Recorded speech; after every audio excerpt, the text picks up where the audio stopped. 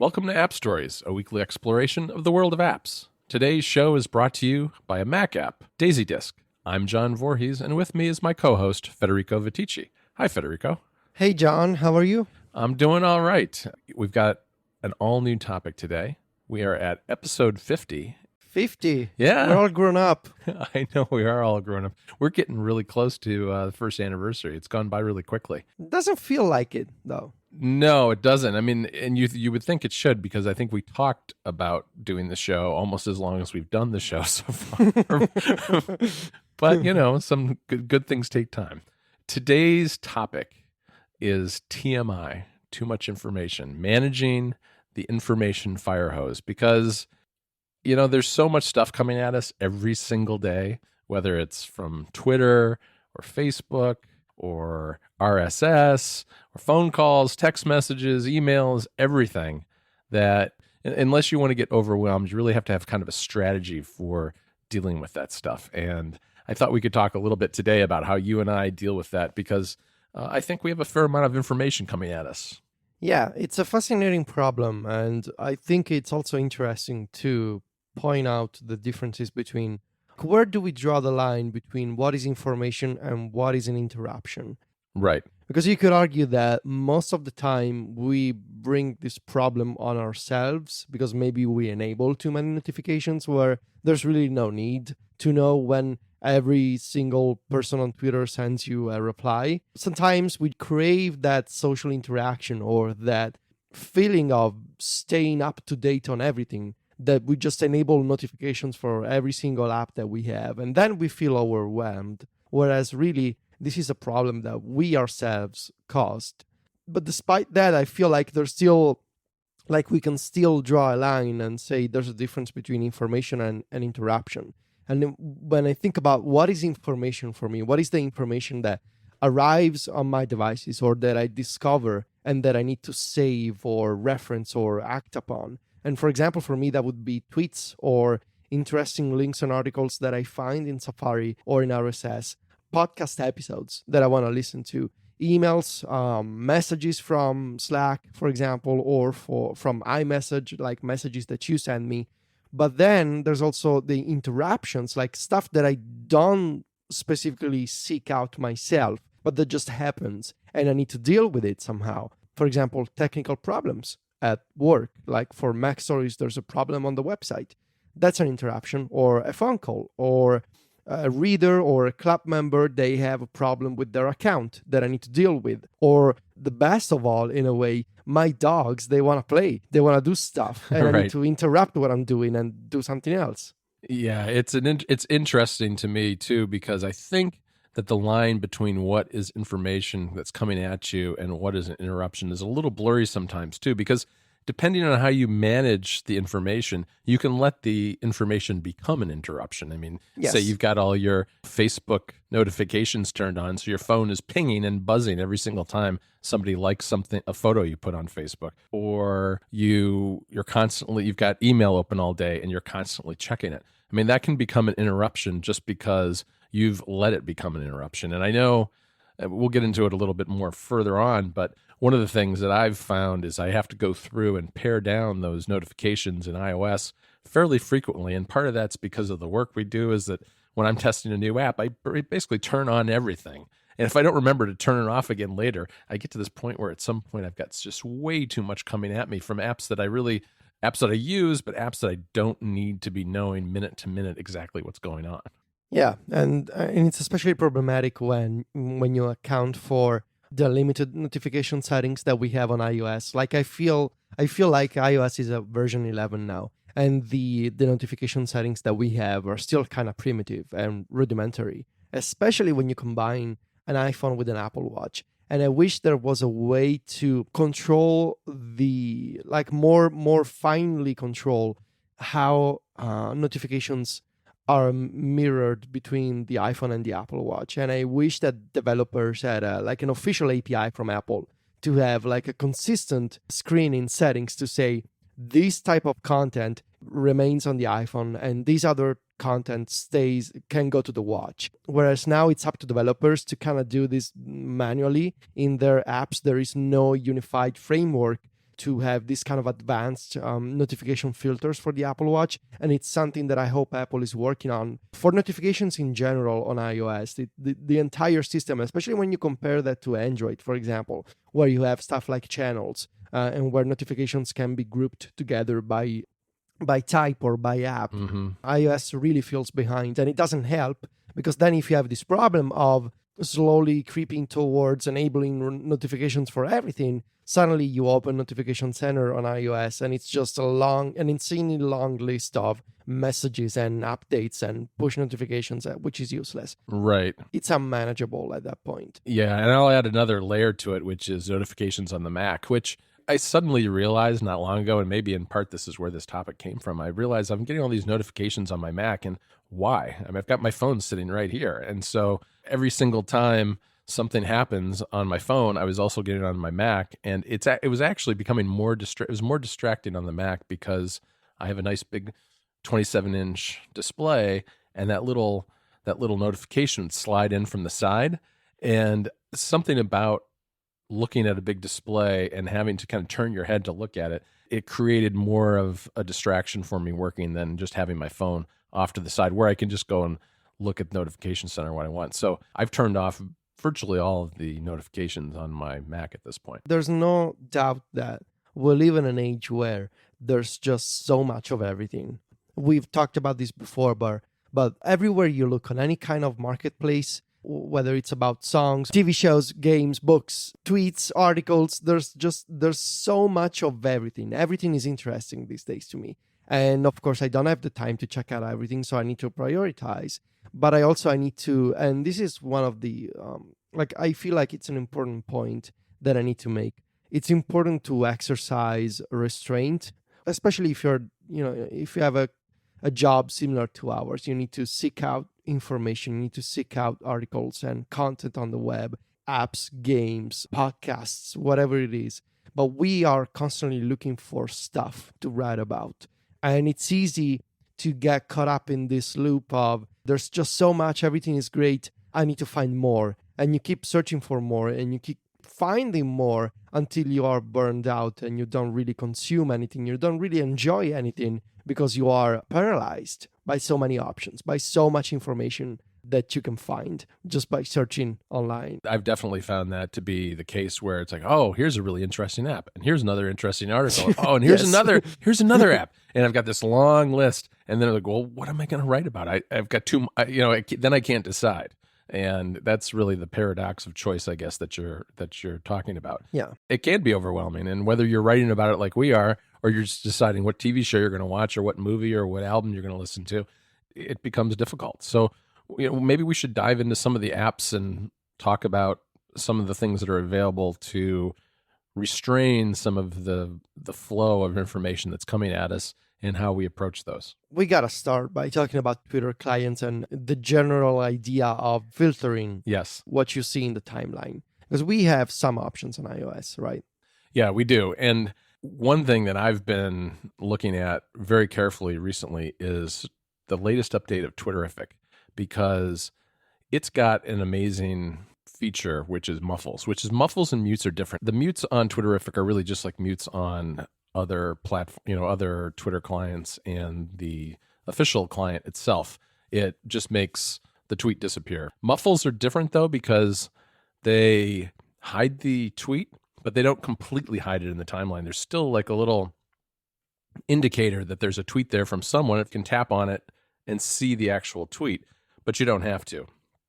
But with this most recent update of Twitterific, what they did was the Icon Factory made it possible to do these incredibly nuanced muffles. So, for instance, let's say you follow Federico Viticci, or John Voorhees for that matter, and we tweet about the articles we write on Mac Stories.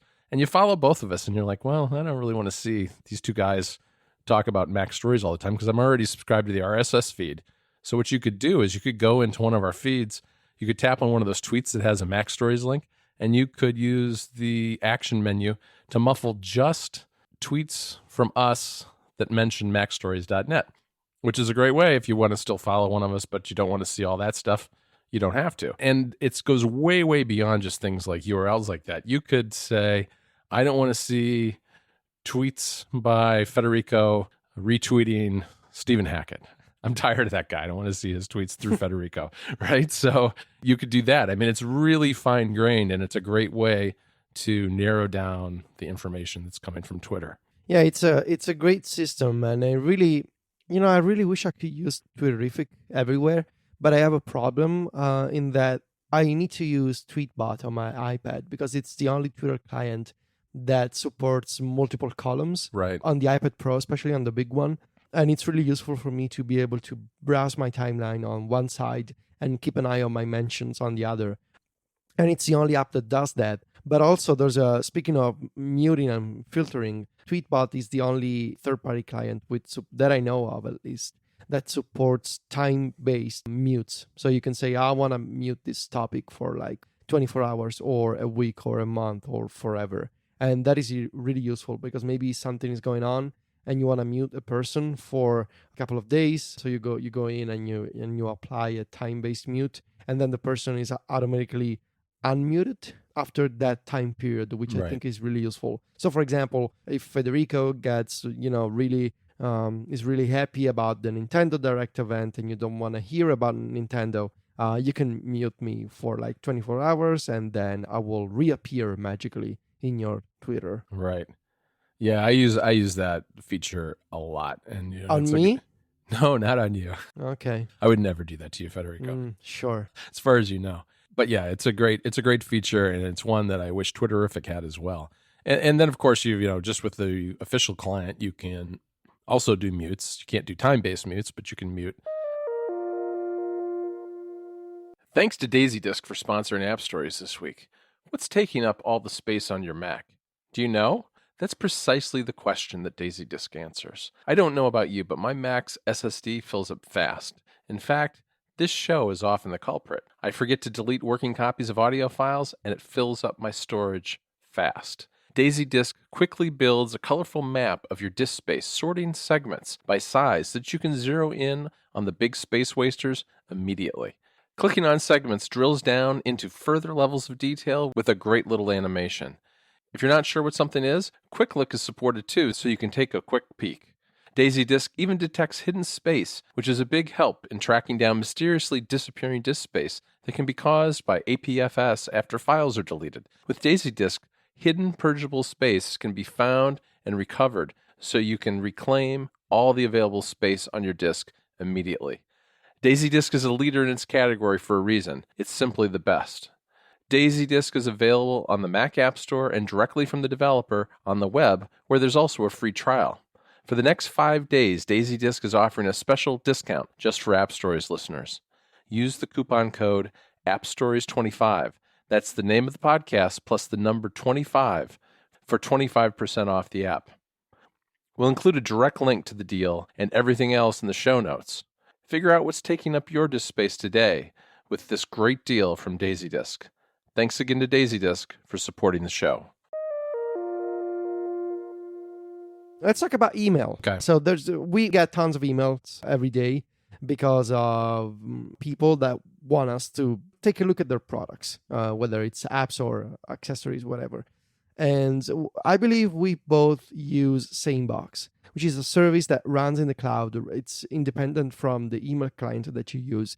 And what it does, at a core, it can categorize your email, your incoming email, into two macro categories. There's the stuff that remains in your inbox, and there's the less important messages that SaneBox believes and makes an assumption and says, I'm going to put these messages that are not as important as the ones in your inbox, and I'm going to put them in a Sane Later folder where you can go in later and take a look at those and decide what you want to do. But then SaneBox can also apply any kind of custom rule that you want if you want to automatically categorize messages as they come in. So for example, I talked about this before, but I have like my Sane News folder where all newsletter type and social updates, kind of emails, they go into that folder. So I know that when I open the Sane News, it's all about newsletters and updates. And I also have the Sane Beta folder where, because I get a lot of invitations to try out new apps on test flight, I made a custom rule on SaneBox, which are kind of similar to the filters that you can create on the Gmail web app. But I made a custom rule on SaneBox on the website that says if the sender is, Apple iTunes test flight account, go into this folder. And I think this has been a really great way to automatically categorize my email so that when I wake up in the morning, I'm not sad because I have like 20 messages in my inbox. It's usually like 3 to 4 messages that are quote important, and everything else is in the other folders. That's a great way to manage email, and it works everywhere because it doesn't depend on the email client that I happen to be using at the moment. Right. I've got the same setup, and I use your sane beta rule as well because and I've mentioned it before, and people have said, well, why don't you just turn off the emails and just get the notifications in the test flight app? And I don't really want to do that because it's a nice record to be able to go back and look at what's in the emails and see what the release notes are. And I like to just be able to go back to those sometimes when I'm writing about something and not have to go into the test flight app. There's other features from other email clients that we should talk about, but I feel like for this topic, 2 of them deserve a mention, and I'm going to point out that some modern email apps, they offer a send later feature. And that is great because maybe you're working on email late at night and you're responding to a bunch of emails that you got during the day. I do this usually. I try not to, but sometimes it needs to be done. And you send an email and it's like 11 p.m.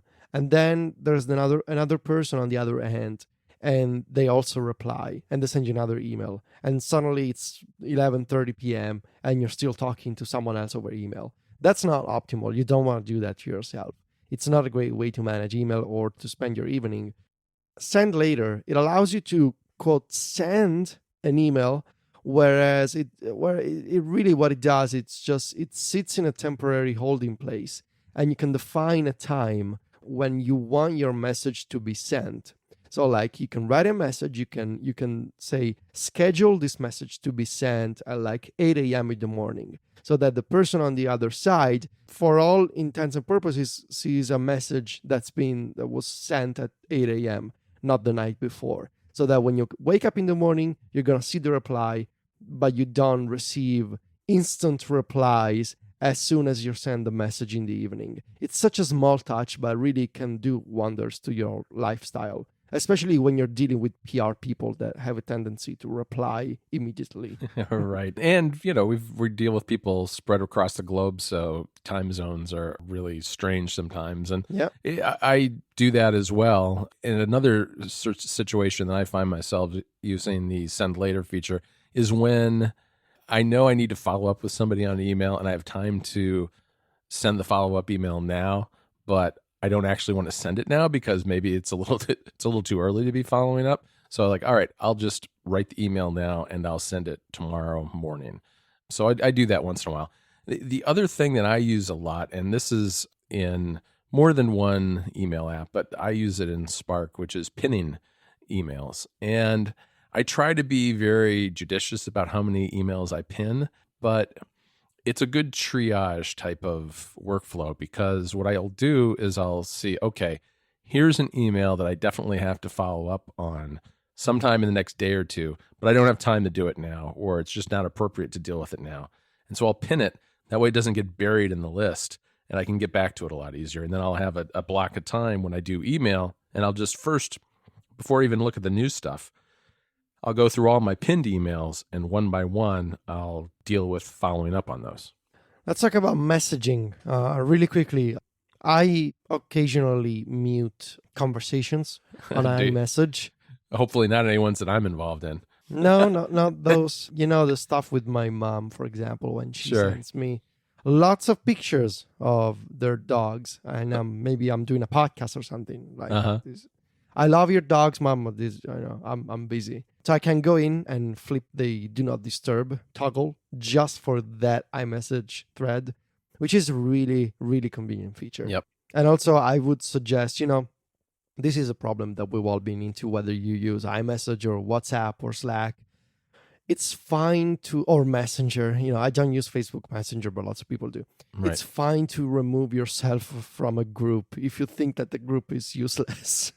I know. I always feel guilty about it, though. There's like this social pressure not to do it. You feel like you're being rude or something. Feels like you're making a statement. Right. You people, I'm done with you. Goodbye. You're not worth my time. We also use Slack.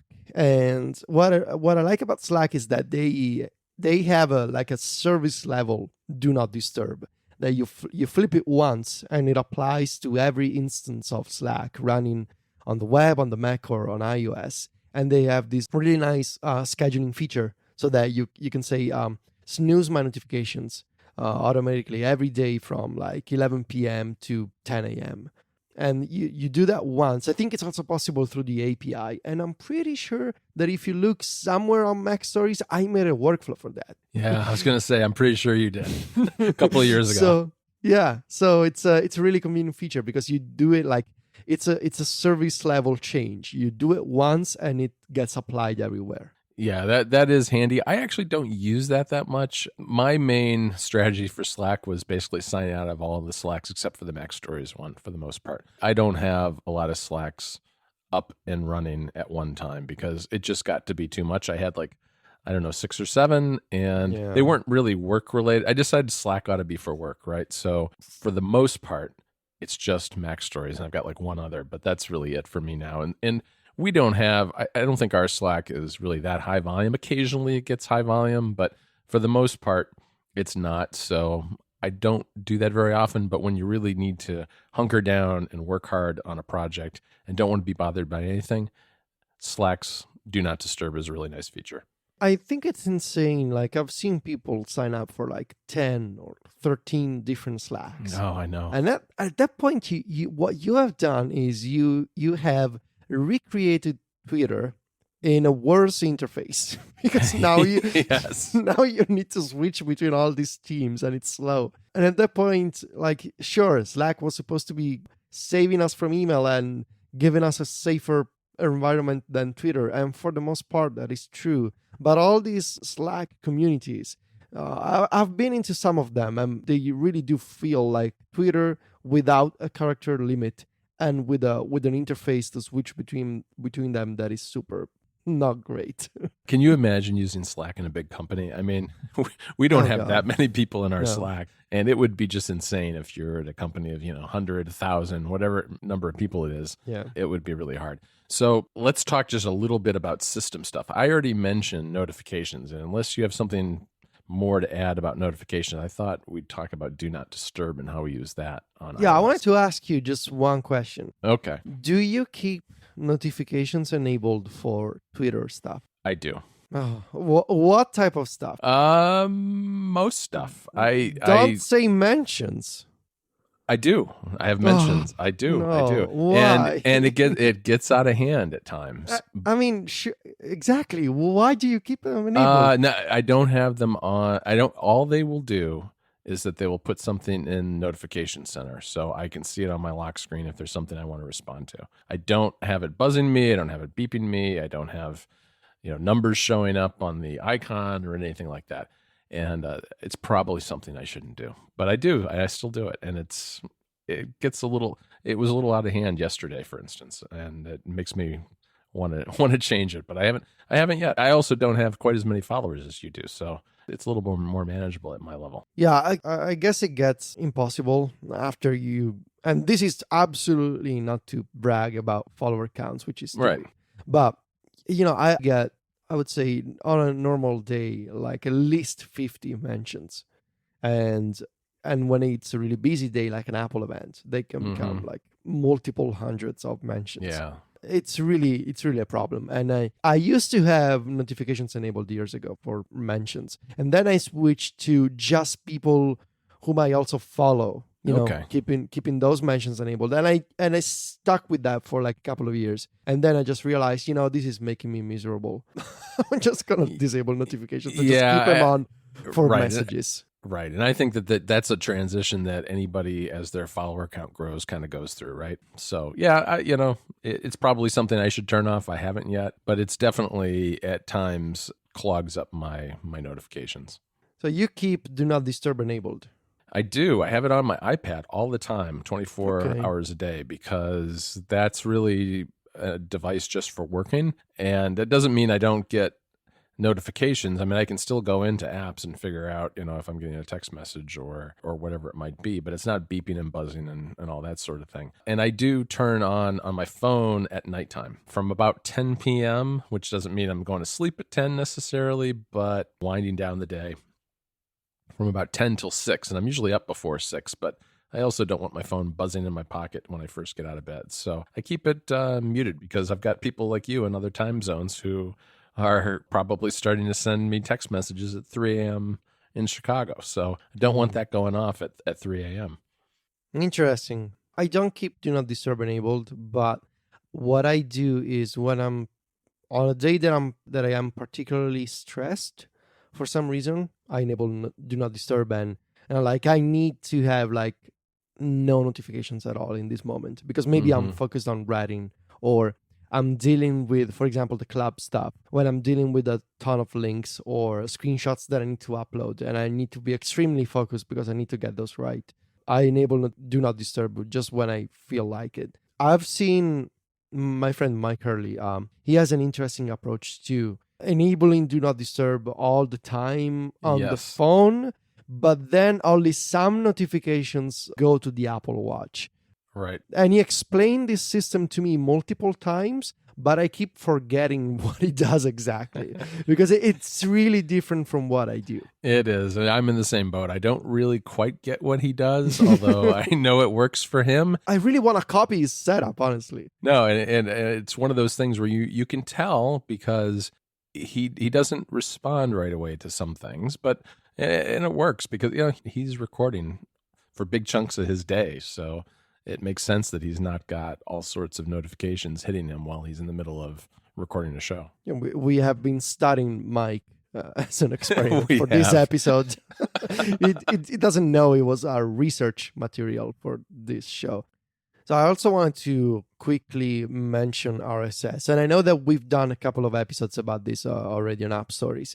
There's going to be links in the show notes where you can go back and listen. But it fits this topic perfectly, because RSS is by definition a way to sign up for tons of sources and deal with dozens of new items, hopefully on a follow blogs that publish often on a daily basis. And we both have noticed that in doing our jobs, we signed up for, we subscribed to hundreds of websites. And that meant that on a daily basis, we were dealing with, I would say, 400, 500 posts, which was impossible to deal with. So we both use a service called InnoReader that has crazy powerful automation features. And these features include filters and rules so that you can preemptively make sure that you only receive articles and headlines that you care about, which is an amazing way to deal with the information overload, because you are preemptively ensuring that some stuff you just don't see. It's like it never happened. So you can create rules to automatically mark certain stories as read, for example, or you can create highlights for important keywords, so that you got like a notification, or you got a highlight, which is literally like a yellow highlight if a keyword or a topic that you care about is mentioned in a story. And there are other services that support these features. For example, you can do filters in Feedly, which is also arguably the most popular RSS service around. You can do filters in NewsBlur, which is another one. But I prefer the way that these features are handled in InnoReader, because it looks really powerful, and it's got this interface that reminds me of smart folder creation on the Mac, right, where you can combine multiple rules, multiple conditions. It's really well done. Yeah, I'm a fan, and it saves me a lot of time every day. Yeah, I am too. And really, go back. We'll put in a link in the show notes to the RSS episodes that we did, because we have some more specifics there about how we handle information in RSS feeds. And I like to think that we are part of the RSS comeback, Federico, that we sparked this comeback, because I think you linked just the other day an article in Wired about how RSS is in fact alive and well. It's making a comeback, yeah. It is, and True. I think we started it. All right, you know. Okay, you can thank us for the RSS revival. Look, You're welcome. You're welcome. Yes, Sure. exactly. Credit where credit is due. So we've got actually a lot more to talk about, and I think we're going to do a second episode, and that's going to cover things like what do we do with the stuff that we really want to consume, whether it's saving links or saving podcasts or saving movies or music, whatever it is that we come across that we don't have time for immediately and we want to save for later. How do we do that? So that'll be our next episode. And for now, I want to thank our sponsor again, Daisy Disc, for supporting the show and making this episode possible. As always, you can find me and Federico over at macstories.net and on Twitter, where Federico is at Viticci. That's VITICCI. And I'm at John Voorhees. JOHNVOORHEES. Talk to you next week, Federico. Ciao, John.